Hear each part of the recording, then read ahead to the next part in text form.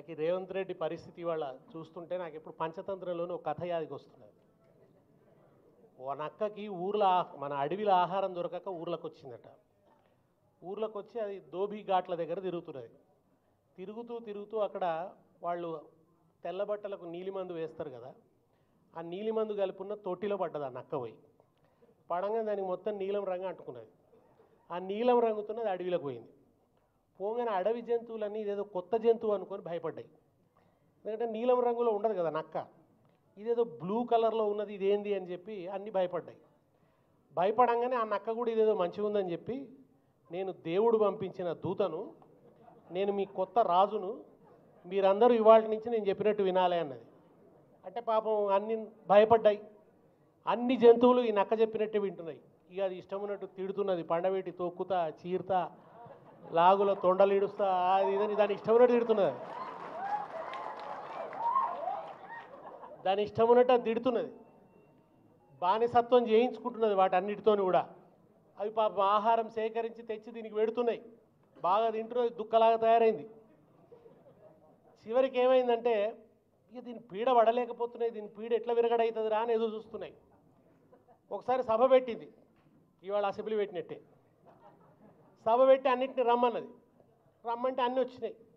వచ్చిన తర్వాత ఇది గంభీరమైన ఉపన్యాసం మొదలుపెట్టింది. ఆ ఉపన్యాసం వినలేక అవి చెవులు మూసుకున్నాయి.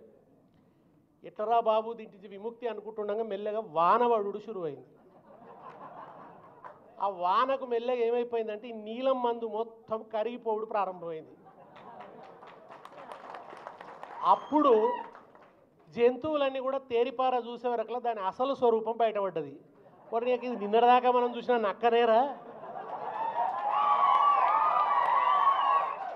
దీని దగ్గర మొన్నటిదాకా 50 లక్షల రూపాయల బ్యాగులే ఉండే, ఇప్పుడు ఇది కోట్ల రూపాయల బ్యాగులు తయారు చేసుకుంటున్నది.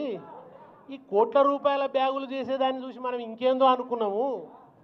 మీకు గుర్తుంది కదా, మొన్న అసెంబ్లీలో బ్యాగ్ ఇచ్చిండ్రు ఆయనకు, బడ్జెట్ బ్యాగ్ ఇస్తే దాన్ని వెనకా ముందు చూసుకుంటున్నాడు ఆయన. వెనుక నుంచి పాట పెట్టిర్రు, గుర్తుకొస్తున్నాయి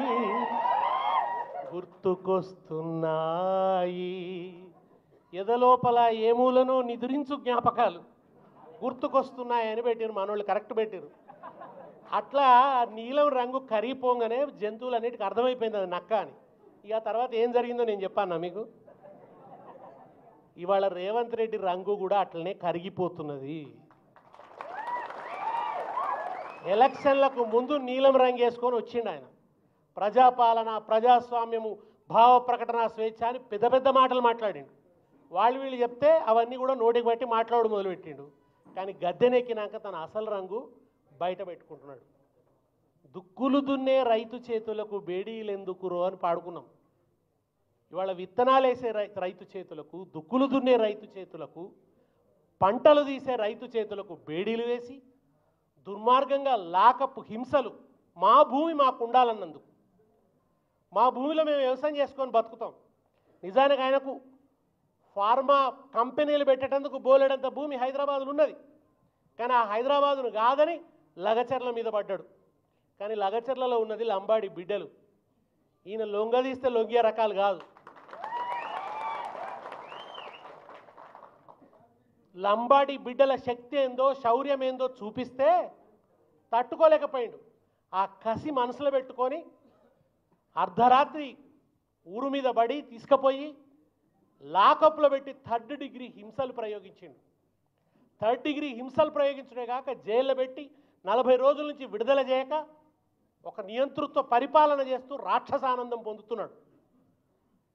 చివరికి మొన్న హీరియా నాయక్ పాపం గుండెపోటు వస్తే, ఎంత కరడుగట్టిన నేరస్తుడైనా, టెర్రరిస్టునైనా సరే గుండెపోటు వస్తే స్ట్రెచ్చర్ మీద తీసుకొస్తారు, లేకుంటే వీల్ చైర్లో తీసుకొస్తారు హాస్పిటల్కు.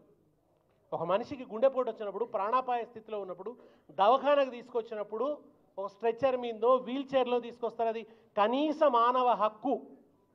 ఇది నిజంగా ఒక బీఆర్ఎస్కి సంబంధించిన విషయం కాదు, ఇది ఒక పార్టీకి సంబంధించిన విషయం కాదు, మానవత్వానికి సంబంధించినటువంటి విషయం. ఇది కనీస మానవీయత ఉన్నవాళ్ళు ఎవరైనా దీన్ని ప్రశ్నించాల్సినటువంటి విషయం. అట్లా తీసుకురాకుండా జంతువుల హక్కుల గురించి కూడా మాట్లాడుతున్నాం ఇవాళ మనం. ఊర కుక్కల హక్కుల గురించి కూడా మాట్లాడుతున్నాం ఇవాళ మనం. ఊర కుక్కల్ని మున్సిపాలిటీ వాళ్ళు మందు పెట్టి చంపడానికి వీల్లేదని కొన్ని సంస్థలు మాట్లాడుతున్నాయి. కుక్కల హక్కుల గురించి కూడా మాట్లాడుతున్నాయి. అట్లాంటిది పంట తీసి ఈ దేశానికి ఇంత బువ్వ పెడుతున్న అన్నదాతను దుర్మార్గంగా బేడీలు వేసి దవాఖానకు తీసుకొచ్చిన రాక్షసుడు రేవంత్ రెడ్డి. తీసుకొచ్చింది కాక ఇట్లెట్లా తీసుకొస్తావు అని అడిగితే వెంటనే ఏం చేయాలి? ఈ దుర్మార్గానికి ఇక స్వస్తి పలికి. నువ్వు నోటిఫికేషన్ రద్దు చేసుకున్నావు కదా, ఇక ఫార్మా విలేజ్ లేదు అన్నావు కదా. నోటిఫికేషన్ రద్దు చేసుకున్న తర్వాత రైతుల మీద ఇంకా కేసులు ఎందుకు? ఇంకా రైతులు జైల్లో ఎందుకు ఉండాలి? ఆఖరి గుండెపోటు వస్తే కూడా బేడీలతో ఎందుకు తీసుకురావాలి? బేడీలతో ఎందుకు తీసుకొచ్చినావు అంటే అప్పుడు అట ఆయన కళ్ళు తెరుచుకున్నట్టు అందరిని పిలిచట, అట్లెట్లా బేడీలు వేసుకొని తీసుకొచ్చినని కోపం చేసిండట.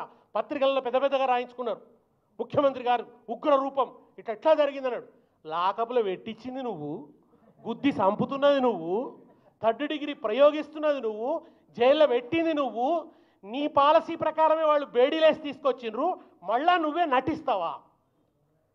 గోముఖ వ్యాఘ్రంలాగా నటిస్తున్నాడు. పైకి ఆవు ముఖం, లోపలంతా తోడేలు బుద్ధి నటిస్తున్నాడు. ఏంటంటే అట్లెట్లా బేడీలు వేసినని అంటే ఆయన లోపల మాట ఏంది? బేడీలు వేస్తే వేసిరు కానీ మీడియాకు కనబెట్టేట్టు తెస్తారా? మీడియాకు కనబడకుండా నేనుంటారు. చిత్రహింసలు పెట్టండి రైతుల్ని, కానీ